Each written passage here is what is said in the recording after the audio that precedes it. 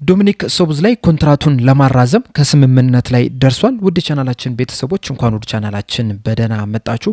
አሁን ላይ በወጡ ሰበር ዜናዎች መሰረት ዶሚኒክ ሶቦስላይ በሊቨርፑል ቤት የሚያቆየውን ኮንትራት ለመፈረም ከስምምነት ላይ ደርሷል። ይህንንም በቆይታችን የምንመለከት ይሆናል። እናንተም እስከ መጨረሻው ደቂቃ ድረስ አብራችሁ ቆይታችሁ እንድትከታተሉ፣ እንደዚሁም ዶሚኒክ ሶቦስላይ ኮንትራቱን በማራዘሙ ዙሪያ ላይ ያላችሁን ሀሳብ አስተያየትም ኮሜንት ሴክሽን ላይ በመጻፍ እንድታሳውቁ፣ ሰብስክራይብ፣ ላይክ፣ ሼር እያደረጋችሁ የቻናሉ ቤተሰብ እንድትሆኑ እንደዚሁም ዲስክሪፕሽን ላይ እና ኮሜንት ሴክሽን ላይ በሚገኙ ሊንኮችም ተጠቅማችሁ የቴሌግራም እና የኢንስታግራም ቻናላችንን እንድትቀላቀሉ በአክብሮት እጠይቃለሁ። አሁን በቀጥታ ወደ ፕሮግራማችን የምናመራ ይሆናል። አብራችሁን ቆዩ። ዶሚኒክ ሶቦስላይ 2023 ክረምት ላይ ነበረ ከአርቢ ሌፕዚግ በ60 ሚሊዮን ፓውንድ ወደ ሊቨርፑል መዘዋወር የቻለው። ላለፉትም 3 ዓመታትም 147 ጨዋታዎችን በሊቨርፑል ማድረግ ችሏል። በእነዚህ 147 ጨዋታዎች ደግሞ 28 ግቦችንና 26 አሲስቶችን ማስመዝገብ የቻለ ተጫዋች ነው። በአጠቃላይ የ54 የጎል አስተዋጽኦ ማድረግ ችሏል። በተለይ ደግሞ ባለፈው በተጠናቀቀው የ2025/26 የውድድር ዘመን የሊቨርፑል ምርጥ ተጫዋች ተብሎ መመረጥ ችሏል። በጣም አስደናቂ የሚባል እንቅስቃሴ ነበረ ማድረግ የቻለው። በአጠቃላይ እንግዲህ በተጠናቀቀው ሲዝን 53 ጨዋታዎችን ነበረ ማድረግ የቻለው። በእነዚህ 53 ጨዋታዎች ደግሞ 13 ግቦችንና 12 አሲስቶችን ማስመዝገብ ችሏል።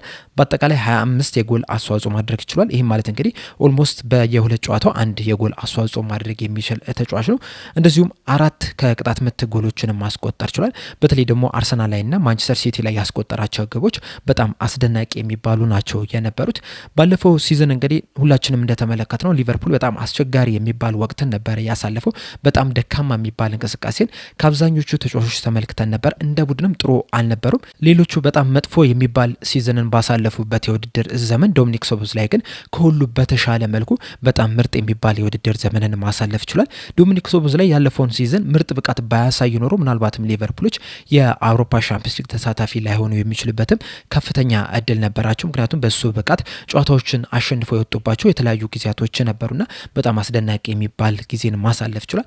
ይህንንም ምርጥ ብቃት ማሳየቱን ተከትሎ የተለያዩ ክለቦች ይህንን ተጫዋች ለማስፈረም ፍላጎት አሳይተው ነበረ። በተለይ ደግሞ የስፔን ሀያል ክለብ የሆኑ ሪያል ማድሪዶች ይህንን ተጫዋች በቅርበት ሲመለከቱት ነበረ።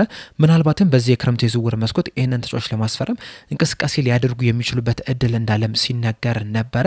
ነገር ግን ያ ሳይሆን ቀርቶ አሁን ላይ በቃል ደረጃ በሊቨርፑል ቤት የሚያቆየውን ኮንትራት ለመፈረም ከስምምነት ላይ መድረስ ችሏል። ፋብሪዚዮ ሮማኖ በዚህ ዙሪያ ይዞት በወጣው ዘገባ መሰረት ዶሚኒክ ሶቦስላይ በሊቨርፑል ቤት የሚያቆየውን የ5 ዓመት ኮንትራት ለመፈረም በቃል ደረጃ ከስምምነት ላይ ደርሷል። ይህ ማለትም እንግዲህ እስከ ጁን 2031 ድረስ በሊቨርፑል ቤት የሚቆይ ይሆናል። ይህንን ተጫዋች እንግዲህ ሊቨርፑሎች ኮንትራቱን ለማራዘም ላለፉት 8 ወራት ድርድር ሲያደርጉ ነበርና ከረዥም የድርድር ጊዜያቶች በኋላ ነው ተጫዋቹ በሊቨርፑል ቤት የሚያቆየውን ኮንትራት ለመፈረም ከስምምነት ላይ መድረስ የቻለው። በእርግጥ ዶሚኒክ ሶቦስላይ ከዚህ ቀደም በሰጠው አሴት በሊቨርፑል በጣም ደስተኛ ነኝ፣ ክለቡን እወዳለሁ፣ ደጋፊዎችንም እወዳቸዋለሁ፣ ከተማውንም እወዳለሁ፣ እናም ለረዥም ዓመታት በሊቨርፑል መቆየት እፈልጋለሁ፣ በእኔ በኩል ለመፈረም ዝግጁ ነኝ፣ ዋናው ስራ የሚሆነው የክለቡ ነው የሚል አሴት መስጠቱ አይዘነጋም።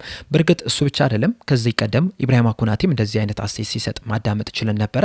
ነገር ግን ዶሚኒክ ሶቦስላይ ቃሉን በማክበር የሊቨርፑል ተጫዋች ለመሆን ከስምምነት ላይ መድረስ ችሏል። እናም ዶሚኒክ ሶቦስላይን እስከ 2031 ድረስ በሊቨርፑል ማሊያ የምንመለከተው ይሆናል። በእርግጥ እስካሁን ድረስ ፊርማውን አላኖረም። ነገር ግን ደግሞ በቅርቡ በተለይ የሱ ተወካዮች ወደ ሊቨርፑል ከመጡ በኋላ ፊርማውን ያኖራል ተብሎ ነው የሚጠበቀውና ምናልባትም ከነገ ጀምሮ እስከ ቀጣይ ሳምንት ድረስ ዶሚኒክ ሶቦስላይ ኮንትራቱን አራዝሟል የሚሉ መረጃዎችን የምንመለከት ይሆናል።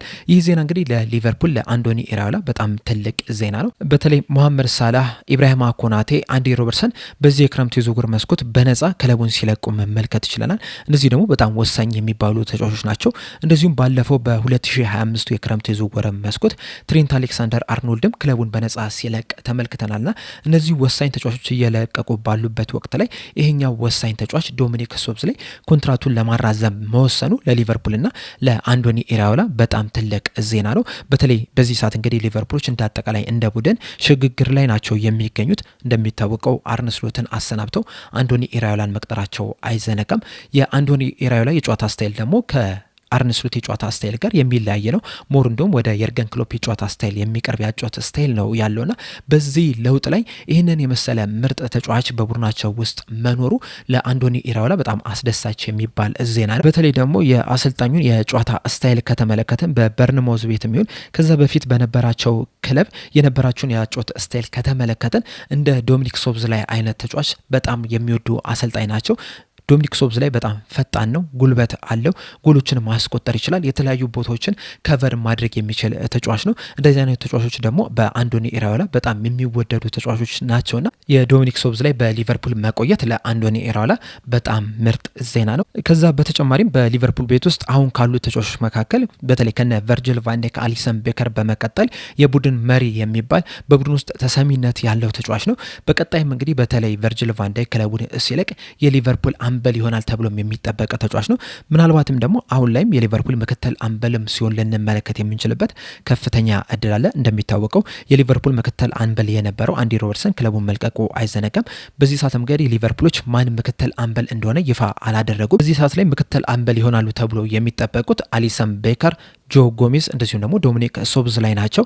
ነገር ግን ከቀጣይ ዓመት በኋላ በተለይ በ2027-28 የውድድር ዘመን ላይ ምናልባትም ቨርጅል ቫን ዳይክ በሊቨርፑል ላይኖር ይችላል፣ ከሊቨርፑል ሊለቅ የሚችልበት እድል አለ።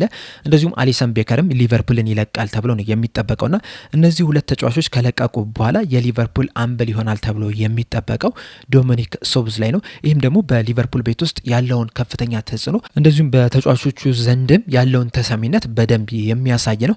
እናም የዚህን ተጫዋች ኮንትራት ማራዘማቸው ለሊቨርፑል በጣም ትልቅ ዜና ነው። በዚህ ላይ ሪቻርዲዮን የግድ ማመስገን ይኖርብናል። ምክንያቱም የዚህ ተጫዋችን ኮንትራት የማራዘም ሂደት ከ8 ወር በፊት ነው የተጀመረውና ላለፉት 8 ወራት ከተወካዮቹ ጋር ከፍተኛ ድርድር ሲያደርጉ ነበር። በስተመጨረሻም ተጫዋቹ በሊቨርፑል ቤት እንዲቆይ ማድረግ ችሏልና በዚህ በሰራው ስራም ደግሞ ከፍተኛ ምስጋና ይገባል። ዶሚኒክ ሶቦስላይም ይህንን ኮንትራት ማራዘሙን ተከትሎ ሳምንታዊ ደሞዙም ጭማሪ ይደረገለታል ተብሎ ነው የሚጠበቀው። በእርግጥ እስካሁን ድረስ ምን ያህል ሳምንታዊ ደሞዝ እንደተደረገለት የወጣ ምንም አይነት መረጃ የለም። ነገር ግን ከዚህ ቀደም የራያን ግራቨንበርክንና የኮዲ ጋክፖን ኮንትራት በሚያራዝምላቸው ሰዓት ከፍተኛ የሚባል የደሞዝ ጭማሪ ነው የተደረገላቸው። እስከ 280 ሺህ ፓውንድ ነው በሳምንት እየተከፈላቸው ያለው። እናም የዶሚኒክ ሶቦስላይ ከ280 ሺህ እስከ 320 ሺህ ፓውንድ ድረስ ባለው ሳምንታዊ ደሞዝ ሊከፈለው ይችላል የሚሉ መረጃዎችን ነው እየሰማን የምንገኘው። በግልጽ ግን ዲቴሎቹ እስካሁን ድረስ አልወጡም። እነዛ ዲቴሎች ሲወጡ ሳምንታዊ ደሞዙ ምን ያህል ሆነ የሚለውን ነገር ስንሰማ ወደ እናንተ ቶሎ ይዤላችሁ የምመጣ ይሆናል። ለአሁኑ ግን ዶሚኒክ ሶቦስላይ በሊቨርፑል ቤት የሚያቆየውን የ5 ዓመት ኮንትራት ለመፈረም በቃል ደረጃ ከስምምነት ላይ ደርሷል። በቀጣይ ቀናቶች ውስጥም ይህንን ኮንትራት በይፋ እንደሚፈራረም እየተዘገበ ይገኛል። የሊቨርፑሎች የኮንትራት ማራዘም ስራ ግን አሁንም ድረስ አላወቀም። ልክ እንደ ዶሚኒክ ሶቦስላይም የኮንትራት ሁኔታቸው መፍትሄ የሚፈልግላቸው የተለያዩ ተጫዋቾች አሉ። በዋነኝነት እንግዲህ የከርቲስ ጆንስ የሊቨርፑል ቆይታ ነው። እንደሚታወቀው ኢንተር ሚላኖች እዚህ ተጫዋች ላይ ፍላጎት አላቸው። ነገር ግን ደግሞ አንዶኒ ኢራኦላም በዚህ ተጫዋች ደስተኛ እንደሆኑ ነው እየተናገሩ የሚገኙትና ሊቨርፑሎች የዚህ ተጫዋችን የኮንትራት ሁኔታም በቅርቡ መፍትሄ ሊፈልጉለት ይገባል። ከዛ በተጨማሪም እንግዲህ የተለያዩ ተጫዋቾች አሉ እንደዚሁ 1 ዓመት የቀራቸው 2 ዓመት የቀራቸውና የነዛንም የኮንትራት ሁኔታን በቅርቡ መፍታት አለባቸው ተብሎ ይጠበቃል። ለአሁኑ ግን ዶሚኒክ ሶቦስላይ በሊቨርፑል ቤት የሚያቆየውን የ5 ዓመት ኮንትራት ለመፈረም ከስምምነት ላይ መድረስ ችሏል። በዚህ ዜና ዙሪያ ያላችሁን ሀሳብ አስተያየት እንዳለ ኮሜንት ሴክሽን ላይ በመጻፍ እንድታሳውቁኝ በአክብሮት እጠይቃለሁ። ለአሁን ግን እኔ እዚህ ላይ አበቃው። በቀጣይ በሌላ እስከምንገናኝ ድረስ ሰብስክራይብ፣ ላይክ፣ ሼር ማድረግ እንዳትረሱ። እንደዚሁም የቴሌግራም እና የኢንስታግራም ቻናላችንን እንድትቀላቀሉ በአክብሮት እየጠየኩኝ እዚህ ላይ አበቃለሁ። ቸር ያቆዩኛል።